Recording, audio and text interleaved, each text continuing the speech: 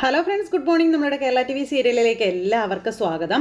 അങ്ങനെ നമ്മുടെ മിത്രയും ആര്യനും കൂടി ആ ഒരു കാലുളുക്കി മസിൽ കയറിയതിൻ്റെ ആ ഒരു ഇതിലിങ്ങനെ ഇരിക്കുകയാണ്. രണ്ടുപേരുടെയും ഉള്ളിലെ ആ ഒരു ഇഷ്ടവും കാര്യങ്ങളും ഒക്കെ ഇങ്ങനെ കണ്ണിലൂടെ ഇവർ രണ്ടുപേരും അങ്ങോട്ടും ഇങ്ങോട്ടും മനസ്സിലാക്കിക്കൊണ്ട് അങ്ങനെ ഇരിക്കുന്നു. അത് കഴിഞ്ഞപ്പോൾ നമ്മുടെ ആര്യൻ കയ്യിൽ നിന്ന് പോകുമെന്ന് മനസ്സിലാക്കി കഴിഞ്ഞപ്പോൾ ഏറ്റുപോയി. ആര്യൻ അങ്ങ് എഴുന്നേറ്റ് പോയി കഴിഞ്ഞപ്പോൾ നമ്മുടെ മിത്ര ഇങ്ങനെ പതുക്കെ എഴുന്നേറ്റ് ഇങ്ങനെ ആ ഒരു സംഭവത്തെ പറ്റി ഇങ്ങനെ നിന്ന് ആലോചിക്കുക കേട്ടോ. അതായത് ആര്യൻ വീണതും ആര്യനെ താങ്ങിയെടുത്തതും കാല് ശരിയാക്കിയത് അങ്ങനെ എല്ലാം ഇങ്ങനെ ആലോചിച്ചുകൊണ്ട് ഇങ്ങനെ അവിടെ ഒരു പാട്ടിലൂടെ ഇങ്ങനെ എന്താ പറയുന്നത് അയവറത്തോണ്ട് ഇങ്ങനെ നിൽക്കുന്നു. ഇത് കഴിഞ്ഞാണെന്നുണ്ടെങ്കിൽ പിന്നെ കാണിക്കുന്നത് നമ്മുടെ ദേവമംഗലത്ത് ഗോമതിയും മക്കളും കൂടി ഇങ്ങനെ ഇരിക്കുന്നു. ഗോമതിയും മീനുവും ധർമ്മനും കൂടി ഇങ്ങനെ ഇരിക്കുന്നു. ഒപ്പം നമ്മുടെ ആനന്ദവും ഉണ്ട്. ആനന്ദ് അവിടെ ഇരുന്ന് ഇങ്ങനെ ഈ രുദ്രാക്ഷം ഇങ്ങനെ കറക്കിക്കൊണ്ടിരുന്ന ഓരോന്നൊക്കെ കാണിക്കുകയും പറയുകയും ചെയ്യുക കേട്ടോ. ഈ സമയം മോനെ ആനന്ദേ, നീ ബാലേട്ടൻ പറയുന്നൊന്ന് അനുസരിക്കടാ, പ്ലീസടാ, ഈ വേഷമൊക്കെ ഒന്ന് മാറ്റടാ എന്നൊക്കെ പറഞ്ഞ് അമ്മ ഇങ്ങനെ ഇരുന്ന് മകനോട് പറയുന്നു. അത് കേട്ടപ്പം അമ്മേ, ബാഹ്യമായ വേഷങ്ങളിൽ അർത്ഥമില്ല അമ്മേ, ആത്മാവിൻ്റെ മോക്ഷത്തിന് വേണ്ടിയാണ് നമ്മുടെ ജീവിതം എന്നൊക്കെ പറഞ്ഞ് ഇങ്ങനെ ഇത് പറയുമ്പോൾ എടാ നോക്ക അളിയൻ വന്നാലേ നിന്റെ ആത്മാവ് ഇന്ന് തന്നെ നിന്റെ ശരീരത്തിൽ നിന്ന് മോക്ഷം പ്രാപിക്കുമെന്ന് പറഞ്ഞു. നമ്മുടെ ധർമ്മൻ ഇങ്ങനെ പറയുമ്പോൾ മാമ, ആനന്ദേട്ടന് ഇപ്പം ഇതുപോലൊരു പ്രശ്നം എവിടെ നിന്നാണ് ഉണ്ടായതെന്ന് എനിക്കറിയാം എന്ന് മീനു അന്നേരം പറഞ്ഞു. ഇവിടുത്തെ പ്രശ്നങ്ങളിൽ നിന്ന് അതിനൊക്കെ ഒരു ഉത്തരവാദി ആനന്ദേട്ടനാണെന്നൊരു തോന്നലുണ്ട്, അതുകൊണ്ടല്ലേ എന്ന് നമ്മുടെ മീനു ചോദിച്ചു. അപ്പം അങ്ങനെയൊന്നും ചിന്തിക്കേ വേണ്ട ആനന്ദേട്ട എന്ന് മീനു പറയുമ്പോൾ ജീവിതം തന്നെ ഒരു തോന്നലല്ലേ മീനാക്ഷി എന്നും പറഞ്ഞുകൊണ്ട് പറയുന്നു. അപ്പോഴേക്കും നമ്മുടെ ബാലൻ അങ്ങോട്ടേക്ക് വരുന്നു. അയ്യോ ബാലേട്ടൻ വന്നു, അയ്യോ ബാലേട്ടൻ വന്നു എന്ന് പറഞ്ഞിട്ട് ഇവർ കിടന്ന് ഭയങ്കരമായിട്ട് വെപ്രാളം കൂട്ടപ്പോൾ നീ അകത്ത് പോകാൻ പറഞ്ഞുകൊണ്ട് ഗോമതി മകനെ അകത്തേക്ക് പറഞ്ഞു വിടാൻ നോക്കാം. ഞങ്ങൾ ബാലേട്ടനെ എങ്ങനെയെങ്കിലും പറഞ്ഞ് സമാധാനിപ്പിച്ചോളാം, വിളിച്ചോണ്ട് പോടാ ധർമ്മ, വിളിക്കടാ എന്ന് പറഞ്ഞു. അപ്പം നമ്മൾ ഒന്നിൽ നിന്ന് ഒളിച്ചോടാൻ പാടില്ല എന്ന് പറഞ്ഞുകൊണ്ട് അവിടെ ഇരിക്കുന്നു നമ്മുടെ ആനന്ദ്. അപ്പം നീ എൻ്റെ പൊന്നു സ്വാമിയല്ലേ ഒന്ന് പാടാന്ന് പറഞ്ഞിട്ട് ധർമ്മം പിടിച്ച് വലിച്ച് ആനന്ദിനെ അകത്ത് കൊണ്ടുപോവുക. അപ്പോഴേക്കും നമ്മുടെ ബാലൻ അതുപോലെ ആകാശ് ഇവർ രണ്ടുപേരും കൂടെ വന്നു. ആനന്ദ് എന്തേന്ന് ചോദിച്ചു. അപ്പോൾ അവൻ അകത്തുണ്ട് എന്ന് പറയുമ്പോഴത്തേക്കും ധർമ്മൻ ഓടിക്കതച്ച് പുറത്തേക്ക് വന്നു. അവൻ ഉറക്കോ അളിയാ? ഉറക്കോ? അല്ല, ആനന്ദേട്ടൻ ഈ സമയത്ത് അങ്ങനെ ഉറങ്ങാറില്ലല്ലോ എന്ന് നമ്മുടെ ആകാശ് പറഞ്ഞു. വിളിക്കാം ആനന്ദനെ, അല്ല ഞാൻ വിളിക്കാം എന്ന് പറഞ്ഞു ബാലൻ ഇങ്ങനെ ആനന്ദേ എന്നും പറഞ്ഞ് വിളിക്കുന്നു. ഈ സമയത്ത് ആനന്ദ് ഇറങ്ങി വരുന്നു. ആനന്ദ് ഇറങ്ങി വന്നപ്പോൾ ആ വേഷത്തിൽ തന്നെ നിൽക്കുക. ഏട്ടൻ സന്യാസി വേഷത്തിലാണെന്ന് അറിഞ്ഞു, ഇതൊരു മാറ്റിയില്ലേ എന്ന് ആകാശ് ചോദിച്ചപ്പം ഞാൻ നിന്നോട് രാവിലെ എന്താ പറഞ്ഞതെന്ന് ആകാശ് പറഞ്ഞു കഴിഞ്ഞപ്പോൾ ആനന്ദിനോട് നമ്മുടെ ബാലൻ ചോദിക്കുക. അപ്പോൾ ബാലേട്ട ഒന്നും പറയണ്ട ബാലേട്ട, അവൻ മനസ്സ് വിഷമിച്ചിരിക്കല്ലേ എന്നൊക്കെ ഇങ്ങനെ പറയുമ്പോൾ അച്ഛാ എനിക്കിപ്പോൾ ഒരു ശാന്തതയാണ് അച്ഛാ എന്നും പറഞ്ഞുകൊണ്ട് നമ്മുടെ ആനന്ദ് വീണ്ടും പറഞ്ഞു. തീർന്നു, മക്കളിലുള്ള എൻ്റെ പ്രതീക്ഷകളെല്ലാം തീർന്നു. എന്നെ അനുസരിക്കുന്ന ഒരാളെങ്കിലും ഉണ്ടാകുമെന്നാണ് ഞാൻ വിചാരിച്ചത്. അല്ല, അഹങ്കരിക്കുകയായിരുന്നു ഞാൻ. അവസാന പ്രതീക്ഷയും അസ്തമിച്ചടാ എന്ന് പറഞ്ഞ് ബാലൻ നിൽക്കുമ്പോൾ അച്ഛാ നമുക്ക് ഏട്ടനെ പറഞ്ഞ് മനസ്സിലാക്കാമെന്ന് ആകാശം, നീ മിണ്ടിപ്പോകരുത്, എല്ലാത്തിനും തുടക്കം കുറിച്ചത് നീയാണെന്ന് ആകാശിനോട് പറഞ്ഞു. നീ തെളിച്ച വഴി ആര്യൻ നടന്നു, ഇപ്പോൾ ഒരാൾ വഴി മാറി നടക്കുന്നു. അപ്പം അച്ഛാ ആകാശിനെ കുറ്റം പറയാതിരിക്കും അച്ഛാ, അച്ഛൻ അല്പം ശാന്തമാകാനൊക്കെ ആനന്ദ് പറയാം.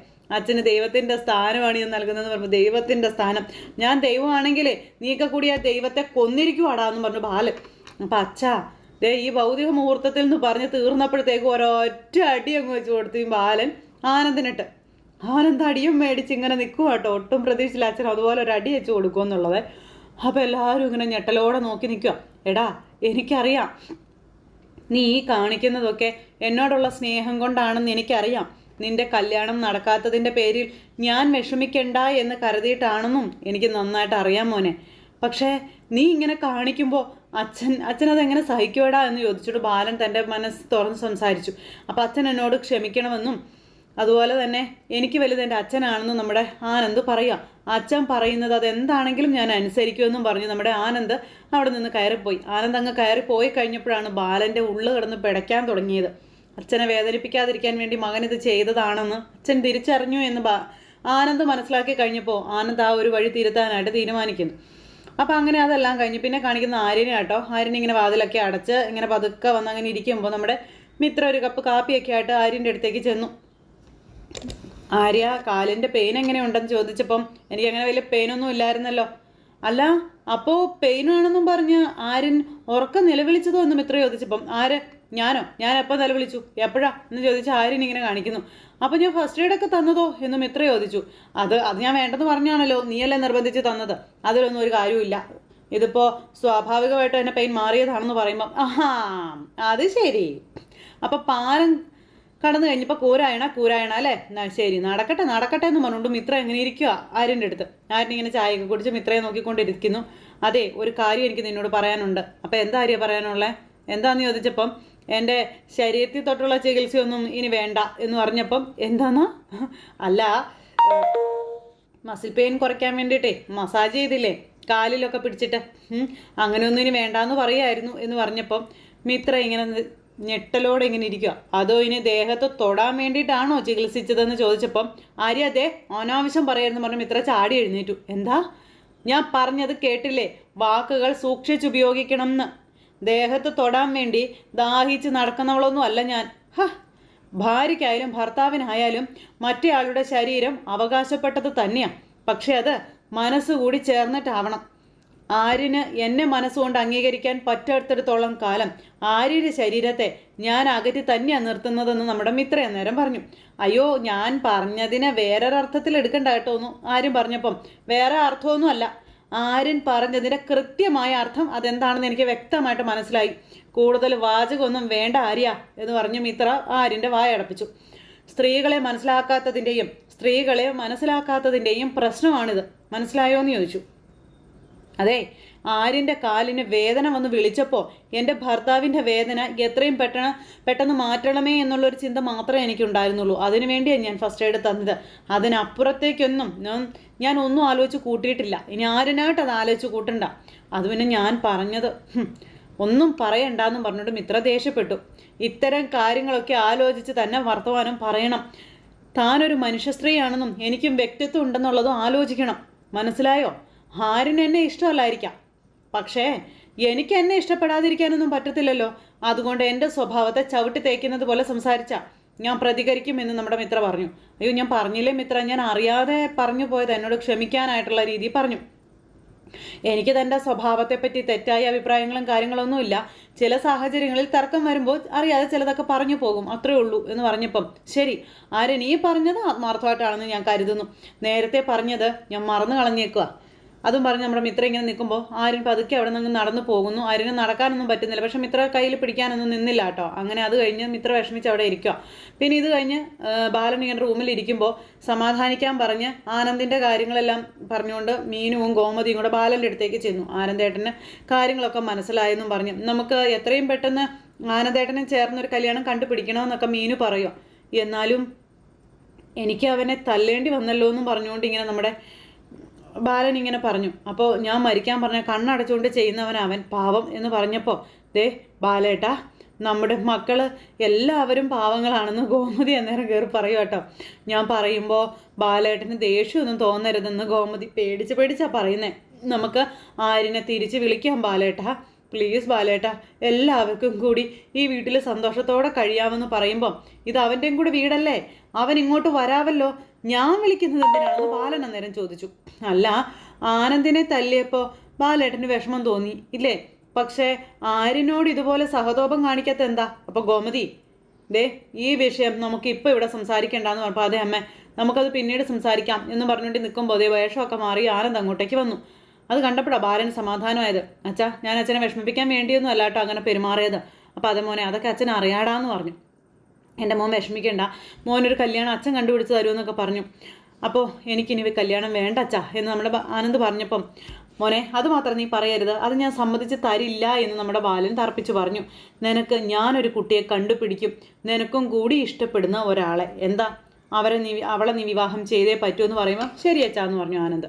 അങ്ങനെ അതും പറഞ്ഞ് ആനന്ദ് നിൽക്കുമ്പോൾ എന്നിട്ട് നിങ്ങൾ ചിട്ടയായിട്ട് ജീവിക്കണമെന്നൊക്കെ പറഞ്ഞു. പിന്നെ ആര്യനും അതുപോലെ ആകാശമൊന്നും കാണിച്ചതുപോലെ ആയിരിക്കരുത് അതെന്ന് പറഞ്ഞു.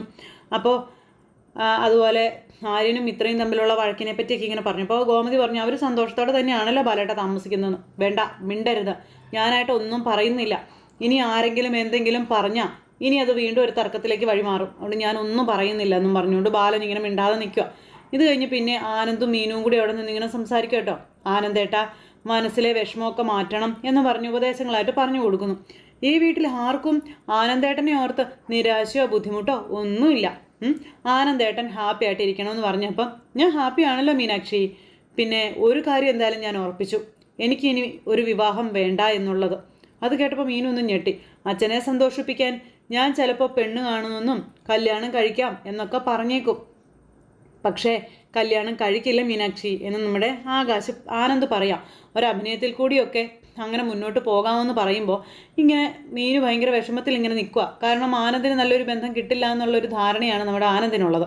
അത് കഴിഞ്ഞ് പിന്നെ കാണിക്കുന്ന ആര്യനാണെങ്കിൽ പുറത്തിറങ്ങി ആരെങ്കിലും ഉണ്ടോ എന്തെങ്കിലുമൊക്കെ ഉണ്ടോ എന്നൊക്കെ ഒന്ന് സേഫ്റ്റിയൊക്കെ പരിശോധിച്ച് വീണ്ടും മിത്രയുടെ അടുത്തേക്ക് ചെന്നു. അപ്പം മിത്ര ഇരുന്ന് പഠിക്കുമായിരുന്നു. അതെ, നന്നായിട്ട് പഠിച്ചോളണമെന്ന് പറഞ്ഞു ആര്യൻ. അപ്പം മിത്ര ചിരിച്ചു. ഞാൻ സീരിയസ് ആയിട്ട് പറഞ്ഞതാ. സീരിയസ് ആയിട്ട് തന്നെ പറഞ്ഞതാ. പക്ഷെ പറഞ്ഞത് കേട്ടപ്പോൾ ഒരു കാരണവർ പറയുന്നത് പോലെ തോന്നി എന്ന് നമ്മുടെ മിത്ര അന്നേരം പറഞ്ഞു. അത് തോന്നും. അതിനെക്കുറിച്ചൊന്നും സംസാരിക്കാനായിട്ടേ സമയമായിട്ടില്ല. നന്നായിട്ട് പഠിച്ച് IAS ആവണം.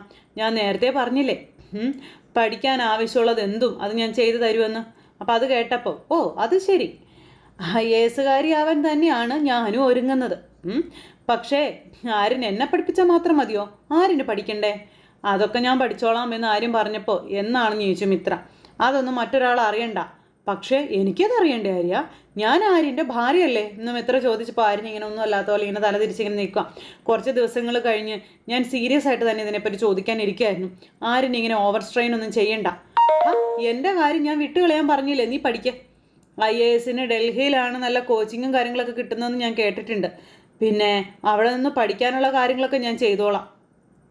പിന്നെ ഒരു കണക്കിന് ഇവിടെ നിൽക്കാത്തത് നല്ലത് തന്നെയാണ്. അപ്പം അതെന്താ അങ്ങനെ പറഞ്ഞത്? ഇവിടെ നിൽക്കാത്തത് നല്ലത് എന്താ കാര്യം എന്ന് ചോദിച്ചപ്പോൾ ഒന്നുമില്ല, ഞാനത് വെറുതെ പറഞ്ഞതാണെന്നും പറഞ്ഞുകൊണ്ട് ആര്യൻ ഇങ്ങനെ ഉരുണ്ട് കളിക്കുമ്പോൾ ആരെയോ പേടിക്കുന്നുണ്ട്, അതെനിക്ക് ഉറപ്പാണെന്ന് പറഞ്ഞു നമ്മുടെ മിത്ര. എന്താ ആര്യ, എന്തെങ്കിലും പ്രശ്നമുണ്ടോ? അലോഹോ ഭീഷണിപ്പെടുത്തുകയോ മറ്റോ വല്ലതും ചെയ്തോ എന്ന് ചോദിച്ചപ്പോൾ എന്നെ ആരും ഭീഷണിപ്പെടുത്തിയിട്ടൊന്നുമില്ല, നീ പഠിച്ചാൽ മതിയെന്ന് പറഞ്ഞുകൊണ്ട് ആര്യൻ അവിടെ നമുക്ക് പോകണം. അപ്പോൾ ആര്യ എന്ന് പറഞ്ഞു മിത്ര പിടിച്ചു നിർത്തി. എന്താ ആര്യ, എന്തെങ്കിലും പ്രശ്നമുണ്ടോ? ഉണ്ടെങ്കിലും ഒന്ന് പറ, എന്താ പറ്റിയതെന്നെങ്കിലും ഒന്ന് പറയാൻ പറയുമ്പോൾ ഒന്നും പറ്റിയില്ലെന്നേ, നീ പഠിത്തത്തിൽ ശ്രദ്ധിക്കും, IAS പരീക്ഷ എഴുത, അത് മാത്രം നീ ചിന്തിച്ചാൽ മതി, ശ്രദ്ധിച്ചാൽ മതി എന്ന് പറഞ്ഞുകൊണ്ട് അവിടെ നിന്ന് ആര്യൻ അങ്ങ് പോയപ്പം ഇത്ര എന്ന് ആലോചിക്കുക, ആര്യൻ എന്തൊക്കെയോ മനസ്സിൽ ഒളിപ്പിച്ചാണല്ലോ സംസാരിക്കുന്നത് എന്ന്. അങ്ങനെ അത് കഴിഞ്ഞപ്പോൾ ഒരു പെൺകുട്ടിയുടെ ഫോട്ടോ എടുത്തതേ നമ്മുടെ ബാലൻ ഇങ്ങനെ കണ്ടുപിടിക്കുക. അപ്പോൾ ഒരു ബ്രോക്കർ കൊണ്ടുവന്ന ഫോട്ടോയാണ്. അപ്പോൾ സ്വഭാവമാണ് യഥാർത്ഥ സൗന്ദര്യമെങ്കിലും ആളെ കാണുമ്പോൾ നമുക്കൊരു ധാരണയൊക്കെ ഉണ്ടാകുമല്ലോ എന്നൊക്കെ പറഞ്ഞു. അപ്പോഴത്തേക്കും നമ്മുടെ ഗോമതി മീനു അങ്ങോട്ടേക്ക് വന്നു. എന്താ കാര്യം ചോദിച്ചു. അപ്പോൾ ഞാൻ നിങ്ങളോടൊരു കാര്യം പറഞ്ഞിരുന്നില്ലേ, എല്ലാം തികഞ്ഞൊരു കുട്ടിയായിരിക്കും ആനന്ദിന് വേണ്ടി കണ്ടുപിടിക്കുന്നതെന്ന്. അതെ, പറഞ്ഞിട്ടുണ്ട്. ഞാൻ പറഞ്ഞിട്ടില്ലേ? പറഞ്ഞിട്ടുണ്ട് ബാലേട്ടാ. എന്താ ഇത് നോക്കിക്കേന്ന് പറഞ്ഞാൽ പെൺകുട്ടിയുടെ ഫോട്ടോ കാണിച്ചു കൊടുത്തു. അപ്പോൾ ഇവർക്ക് ഭയങ്കരമായിട്ട് ഇഷ്ടപ്പെട്ടു. അപ്പോഴേക്കും ധർമ്മനും അതുപോലെ തന്നെ നമ്മുടെ ആകാശം കൂടെ വന്നു, അവരെ ഈ ഫോട്ടോ കാണിച്ചു കൊടുത്തു. അപ്പോൾ ഈ ഫോട്ടോ സൂപ്പറായിട്ടുണ്ട്, കുട്ടി നല്ല കുട്ടിയാണ്. ആനന്ദേട്ടൻ കണ്ടില്ലല്ലോ, ഞാൻ ആനന്ദേട്ടനെ വിളിക്കാമെന്ന് പറഞ്ഞുകൊണ്ട് ഈ ഫോട്ടോ ആയിട്ട് നമ്മുടെ ആനന്ദിൻ്റെ അരികിലേക്ക് ആകാശ് പോകുമ്പോൾ വേണ്ട പോകണ്ട, ഞാൻ വിളിച്ചോളാം, ഞാൻ വിളിക്കാം ആനന്ദേ മോനെ എന്നും പറഞ്ഞുകൊണ്ട് ഇങ്ങനെ വിളിക്കുന്നു നമ്മുടെ ബാലൻ. അപ്പോഴത്തേക്കും എന്താണെന്ന് ചോദിച്ചുകൊണ്ട് അങ്ങോട്ടേക്ക് ഇവരുടെ സന്തോഷം കാണണം. അപ്പോൾ ഈ ധർമ്മൻ്റെയൊക്കെ സന്തോഷം കണ്ടു ഇപ്പോൾ എന്താ മാമ എന്താണെന്ന് ചോദിച്ചുകൊണ്ട് ആനന്ദ് വരുക. അപ്പോൾ എന്തായിരിക്കും എന്ന് ബാലൻ ചോദിച്ചു. ഞങ്ങളൊക്കെ സന്തോഷത്തിലാണ്, എന്തായിരിക്കും കാരണം ശിവൻ ചേട്ടനും ഉണ്ട്.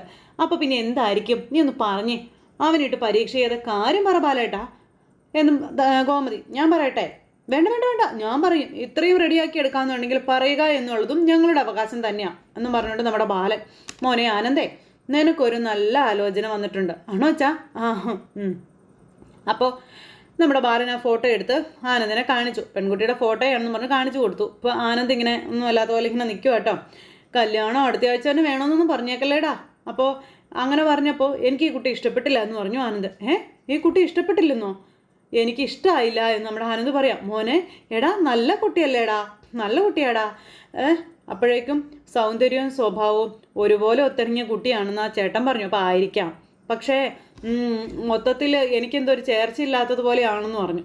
എടാ അത് ഫോണിൽ വെളിച്ചക്കുറവുകൊണ്ടായിരിക്കും, നീ ക്ലിയർ ആയിട്ട് കണ്ടു കാണില്ല, വെളിച്ചത്തൊന്നും കണ്ടേന്ന് പറഞ്ഞു. അപ്പോഴത്തേക്കും ആനന്ദ് അത് വേണ്ട എന്നും പറഞ്ഞിങ്ങനെ നിൽക്കുമ്പം ഈ ആലോചന വിട്ടുകളയുന്ന ബുദ്ധിയല്ല കേട്ടോ എന്ന് ശിവൻ ചേട്ടൻ പറഞ്ഞു. അപ്പം ചേട്ടാ അത് പിന്നെ ഞാൻ മനസ്സിൽ കണ്ടൊരു രൂപമല്ല ഇത് എന്ന് ആനന്ദ് പറഞ്ഞു. എന്നാൽ പിന്നെ നമുക്ക് മറ്റൊരാലോചന നോക്കാം അച്ഛാ എന്ന് പറഞ്ഞു കഴിഞ്ഞപ്പോൾ എന്നാൽ പിന്നെ അത് തന്നെയാണ് ശരി, മോനെ നിർബന്ധിക്കണ്ട ബാലേട്ടാ, ഞാൻ കടയിലോട്ട് വന്നോളാം കേട്ടോ എന്ന് പറഞ്ഞുകൊണ്ട് ശിവൻ ചേട്ടൻ അവിടെ നിന്ന് അങ്ങോട്ടേക്ക് പോണു. ആനന്ദ് ഇങ്ങനെ നേരം താടിയും തിരുമ്പി ഇങ്ങനെ നിൽക്കുക.